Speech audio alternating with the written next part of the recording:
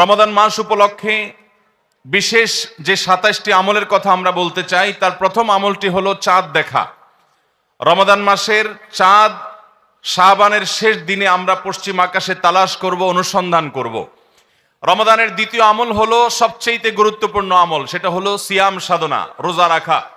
প্রত্যেক প্রাপ্তবয়স্ক সুস্থ মস্তিষ্ক সম্পন্ন নারী এবং পুরুষ তিনি যদি মুসলমান হয়ে থাকেন, তাহলে সেক্ষেত্রে তার উপরে আল্লাহ রাব্বুল আলামিন রমাদানের দিনের বেলায় রোজা রাখা, সিয়াম সাধনাকে ফরজ করেছেন। প্রত্যেক প্রাপ্তবয়স্ক মুসলিম নারী এবং পুরুষ যদি সুস্থ সবল হয়ে থাকেন, আল্লাহ রাব্বুল আলামিন এই ফরজটাকে পালন করতে হবে। আল্লাহ বলেছেন, কুতিবা আলাইকুমুস সিয়াম, তোমাদের উপরে রোজা রাখাটাকে ফরজ করা হয়েছে। অতএব রমজানের দিনের বেলা রোজা রাখা হলো রমজানের সবচেয়ে বড় আমল, এটা হলো দ্বিতীয় আমল বলেছি। নাম্বার ৩, রমাদান মাস উপলক্ষে রাতের বেলা তারাবির নামাজ আদায় করা, এটা রমাদানের তৃতীয় আমল। নবী করিম সাল্লাল্লাহু আলাইহি সাল্লাম বলেছেন, মান কামা রমাদানা ঈমানান ওয়া ইহতিসাবা গুফিরা লাহু মা তাকাদ্দামা মিন যামবি, যে ব্যক্তি রমজান মাসে রাতে দাঁড়িয়ে ঈমানের সাথে, ইখলাসের সাথে আল্লাহর কাছ থেকে সওয়াব পাওয়ার আশায় তারাবির নামাজ পড়বে, তার পূর্বের সমস্ত গুনাহ খাতা মাফ করে দেওয়া হবে। রমজানের চতুর্থ আমল হলো সাহারি করা। আমরা অনেকে ইচ্ছাকৃতভাবে সাহারি করি না, হয়তো কখনো ভালো লাগে না সাহারি করতে, খাওয়ার রুচি থাকে না, আমরা সাহারি খাই না। সাহারি খাওয়া ছাড়াও যদি কেউ রোজা রাখে, রোজা হয়ে যাবে, কিন্তু সাহারি খেলে আপনার খাদ্য গ্রহণ হবে, পাশাপাশি আপনি সওয়াব লাভ করবেন। ৫ নম্বর আমল হলো সাহারিটা শেষের দিকে খাওয়া। এখনো অনেক মুরব্বীরা আছেন গ্রামাঞ্চলে, তারা মাঝরাতে সাহারি খেয়ে ফেলেন, ১২টা-১টার দিকে সাহারি খেয়ে ফেলেন। সাহারি খাওয়ার জন্য সবচাইতে উত্তম সময় হলো রাতের শেষ প্রহরের একেবারে শেষের দিকে।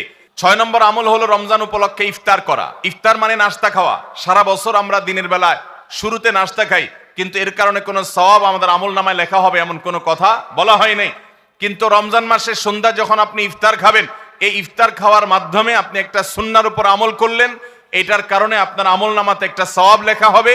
সওয়াবের আশা যদি আপনার থাকে, ইফতারের নিয়ত যদি আপনার থাকে, তাহলে এর মাধ্যমে আপনি সওয়াব লাভ করবেন। ৭ নম্বর আমল হলো ইফতারটা তাড়াতাড়ি করা, ইফতার বিলম্বে না করা। আমরা অনেকে আছি ইফতার অনেক বেশি দেরি করি। আমরা মনে করি যত দেরি করে ইফতার করা যায় ততই বোধহয় রোজাটা নিশ্চিতভাবে শুদ্ধ হয়, সঠিক হয়। এটা ভুল ধারণা।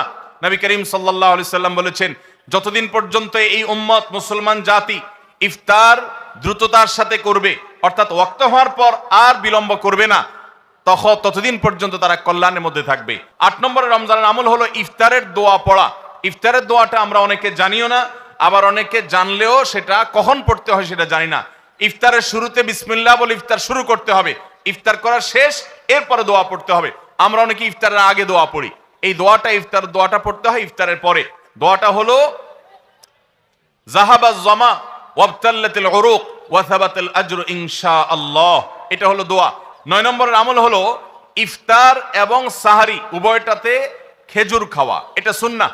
খেজুরের মধ্যে প্রচুর খাদ্য শক্তি আছে।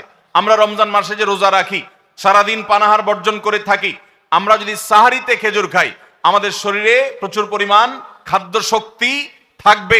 ১০ নম্বরের রমজানের আমল হলো দিনভর বেশি বেশি দোয়া করতে থাকা। ভাইরা আমার, রোজাদার ব্যক্তির দোয়া আল্লাহ রাব্বুল আলামিন ফিরিয়ে দেন না। রোজাদার ব্যক্তি দিনভর আল্লাহর কাছে দোয়া করতে থাকলে সে দোয়া কবুল হয়। নবী করিম সাল্লাল্লাহু আলাইহি সাল্লাম বলেছেন যে কয়েক ব্যক্তির দোয়া ফেরত দেওয়া হয় না, এর ভিতরে একজন হলেন আস-সাইমু হাত্তা ইফতির, রোজাদার ব্যক্তি ইফতার করা পর্যন্ত তার দোয়া কবুল হতে থাকে। আপনি রোজাদার অবস্থায় দোকানে কাজ করছেন, খেতে খামারে কাজ করছেন, আপনি ব্যবসা প্রতিষ্ঠানে কাজ করছেন, আপনি রাস্তায় হাঁটাচলা করছেন, মা বোনরা বাসা বাড়িতে গৃহস্থলী কাজকর্ম করছেন, এই কাজের ফাঁকে ফাঁকে ওযু নাই, অসুবিধা নেই, এই অবস্থায় আপনি দোয়া করতে থাকেন। রোজাদার অবস্থায় দোয়া কবুল হয়। সারাদিন আপনি মনে মনে আপনার চাওয়াগুলো আল্লাহর কাছে নিবেদন করেন, আল্লাহর সাথে আপনি কথা বলতে থাকেন, কারণ দোয়া কবুলের একটা মোক্ষম সময় হলো রমজান মাসে এই রোজা অবস্থায়। ১১ নম্বর রমজানের বিশেষ আমল হলো সকল প্রকার পাপাচার বর্জন করা, কারণ রমজানের রোজার উদ্দেশ্যই হলো আমরা যেন পাপাচার বর্জন করতে পারি। ১২ নম্বর আমল হলো পাপাচারের মধ্যে আবার বিশেষ করে মিথ্যা কথা, মিথ্যা কাজ, প্রতারণা ২ নম্বরই, এগুলো পরিহার করে চলা। এগুলো অন্য সময় তো পরিহার করতেই হবে, রমজানে আরো বিশেষ গুরুত্বের সাথে পরিহার করতে হবে। বুখারীর হাদিসে আসছে, নবী করিম সাল্লাল্লাহু আলাইহি সাল্লাম বলেছেন, মাল্লাম ইয়াদা কাওলাজ জুরি ওয়াল আমাল বিহি ফালাইসা লিল্লাহি হাজা আন ইয়াদা তাআমাহু ওয়া শারাবা, যে ব্যক্তি মিথ্যা কথা, মিথ্যা কাজ এগুলো ছাড়লো না, সেই ব্যক্তির উপবাস থাকায় আল্লাহর কোনো ঠেকা পড়ে নাই। অর্থাৎ তার এই রোজা থাকাটা উপোস থাকা ছাড়া কিছুই নয়। 13 নম্বর আমল হলো স্পেশালি ঝগড়াঝাটি থেকে বিরত থাকা। 14 নম্বর বিশেষ আমল হলো সাধারণ যত আমল আছে, সাধারণ যত ভালো কাজ আছে, সেই ভালো কাজগুলো এই মাসে সবচেয়ে বেশি গুরুত্বের সাথে করা। কারণ আপনারা জানেন নবী করিম সাল্লাল্লাহু আলাইহি সাল্লাম বলেছেন, রমজানের শুরুর দিকে আল্লাহর পক্ষ থেকে এক ফেরেশতা ঘোষণা দিতে থাকে, ইয়া বাগিয়াল খাইর আকবিল, তোমাদের মধ্যে কেউ কি কোনো কল্যাণের পথে চলতে চায়, এমন কোন মানুষ আছে যে কল্যাণকামী, যে ভালো কাজ করতে চায়, তাহলে সে যেন অগ্রসর হয়। কারণ ভালো কাজ করার মৌসুম এসেছে, সময় এসেছে, সুবর্ণ সুযোগ এসেছে। এটা আমল করার সময়, এটা নিজের আমল নামার শূন্য স্থানগুলো পূরণ করার সময়, এটা জান্নাতের পথে এগিয়ে যাওয়ার সময়। অতএব যত নেক আমল আছে, সেটা যেই ধরনেরই হোক না কেন, সকল ভালো কাজ সবচেয়ে বেশি করতে হবে এই রমজান মাসে। 15 নম্বর আমল হলো খুব গুরুত্বের সাথে ইস্তেগফার করা, আল্লাহর কাছে গুনাহ মাফ চাওয়া। এটা হলো 15 নম্বর আমল, যে গুনাহগুলো মাফ করাবো, জাহান্নাম থেকে মুক্তির পরোয়ানা দেয়া হয়, সেটি আমার নামটা যেন সেই তালিকায় যায়, সেই চেষ্টা আমরা করব প্রতিদিন।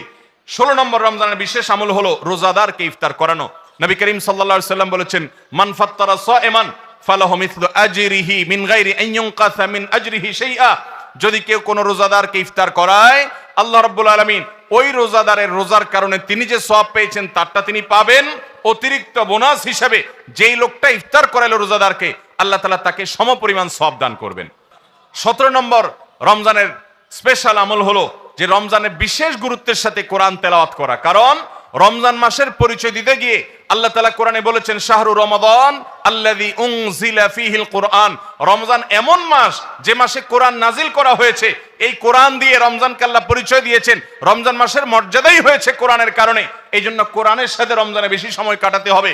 কোরআনের হালাকা করবেন, কোরআনের মজলিস করবেন, কোরআন শিক্ষার আসর করবেন, ইমাম সাহেব মুয়াজ্জিন সাহেবকে দিয়ে প্রতিটা মসজিদে মসজিদে মুসল্লিরা কোরআন শুদ্ধ করবেন, বিশুদ্ধ করে তেলাওয়াত করবেন, কোরআন প্রতিদিন একটু একটু করে তেলাওয়াত করবেন, সম্ভব হলে গোটা রমজানে কমপক্ষে একটা বার কোরআন পড়ে শেষ করবেন।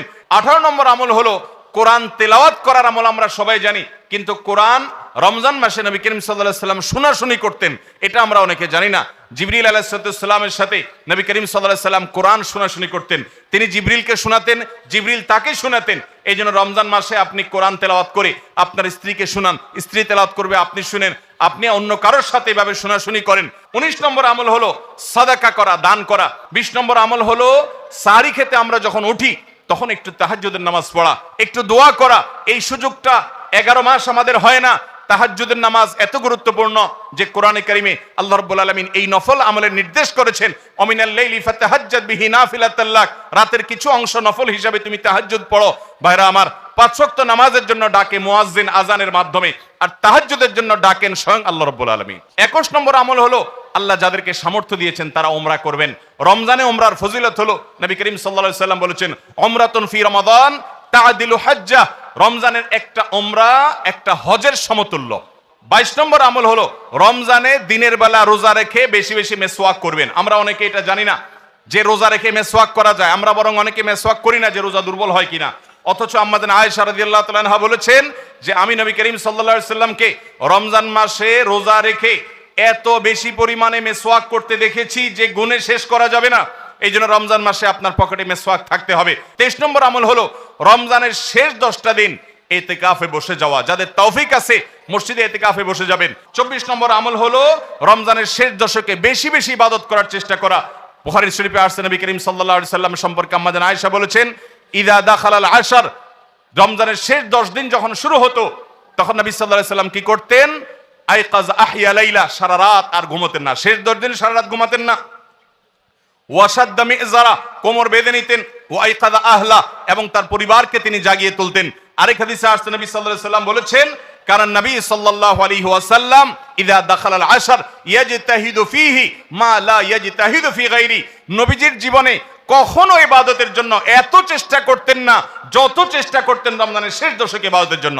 25 নম্বর আমল হলো লাইলাতুল কদর তালাশ করা। নবী করিম সাল্লাল্লাহু আলাইহি সাল্লাম বলেছেন, তাহাররু লাইলাতুল কদর ফিল ভিত্রি মিনাল আশরিল আওয়াখির মিন রমাদান, তোমরা রমজানের শেষ দশকের বেজোড় রাতগুলোতে লাইলাতুল কদর বেশি বেশি করে তালাশ করো, বেজোড় রাতগুলোতে বেশি বেশি, শেষ দশকের প্রত্যেক রাতেই জেগে জেগে ইবাদত করা কদর হতে পারে সে আশায়। কদরের একটা রাত যদি ইবাদত করতে পারেন আপনি, তাহলে 1000 মাস ইবাদতের চাইতে বেশি উত্তম হবে, আপনার আমলনামাতে সওয়াব বেশি জমা হবে। 25 নম্বর আমল হলো লাইলাতুল কদর তালাশ করা শেষ দশকের সবগুলো রাতে, সম্ভব না হলে বেজোড় রাতে। আল্লাহ আমাদেরকে তৌফিক দান করুন। আর 26 নম্বর আমল হলো লাইলাতুল কদর যদি আমরা পেয়ে যাই, মনে হয় যে এটা লাইলাতুল কদর হতে পারে, তাহলে একটা বিশেষ দোয়া পড়া। দোয়াটা হলো আল্লাহুম্মা ইন্নাকা আফুউন তুহিব্বুল আফওয়া ফাআফু আন্নি। হে আল্লাহ, আপনি ক্ষমাশীল, আপনি ক্ষমা করতে ভালোবাসেন, পছন্দ করেন, আপনি আমাকে ক্ষমা করুন। এই দোয়াটা পড়বো তো ইনশাআল্লাহ। 27 নম্বর এবং সর্বশেষ আমল হলো রমজানের শেষে, ঈদের চাঁদ দেখা যাওয়ার পর অথবা ঈদের চাঁদ দেখা যাওয়ার একদিন আগেও করা যায়, ফিতরা আদায় করা, গরিবদের বাসায় খাদ্য পৌঁছে দেওয়া। এটা কেন করব? নবী করিম সাল্লাল্লাহু আলাইহি সাল্লাম বলেছেন, যাকাতুল ফিত্রে তুহরাতান লিস-সাইমি আনিল লাগবি ওয়ার রাফাস ওয়া তু'মাতাল লিল মাসাকিন। ফিতরা এটা হলো দুইটা উদ্দেশ্যে। এক হলো রোজা রেখে আমাদের যে ছোটখাটো ভুল ত্রুটি হয়, অনর্থক কথা হয়ে যায়, এগুলো থেকে রোজাটাকে পরিচ্ছন্ন করার জন্য সদকায়ে ফিতর বা আমরা যে ফিতরা দেই এটা ভূমিকা রাখে, এটা কার্যকর হয়, আমাদের রোজাকে ত্রুটিমুক্ত করে দেয়, রিফাইন করে দেয়। আর দ্বিতীয়ত হলো ঈদের দিন গরিব দুঃখীদের বাসায় খাবারের নিশ্চয়তা এনে দেয়।